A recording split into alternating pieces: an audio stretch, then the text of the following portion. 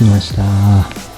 ちゃんとついてますけど、一箇所ねちぎっちまった。まあいいか。でも他は全部かなり綺麗に埋まっております。ここ表面何塗ろうかなってずっと思ってたんですけど、ちょっとねずっと前にもらった蜜蝋、ホホバと蜜蝋のワックスっていうのがあるので、これを塗ってみたいと思います。これだけで多分大丈夫だと思います。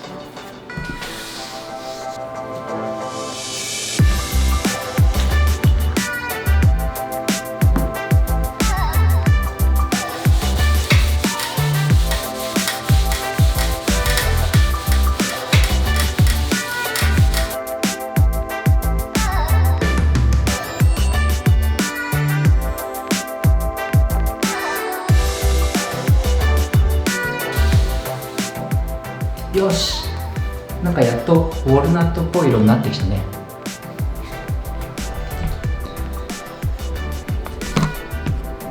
なかなかいい輝き方でございますね。全然やっぱ塗ると違うね。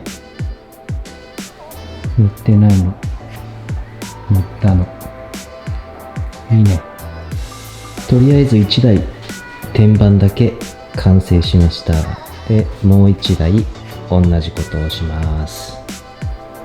2枚目の鬼目納豆の仕込みが全部終わりました。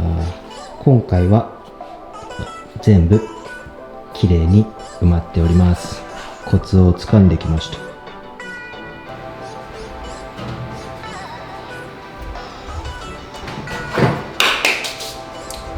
次はこれ足場板を新品で買ってきたので、これをヤスリをかけて切ってくっつけて天板を作って、でここに取り付けます。あと下のところの棚板も作ります。同じように。これかな。一応2台とも終わりました。すごいかっこいいよね。ウォルナットにして正解だったような気がします。これは大変そうだね、削るのが。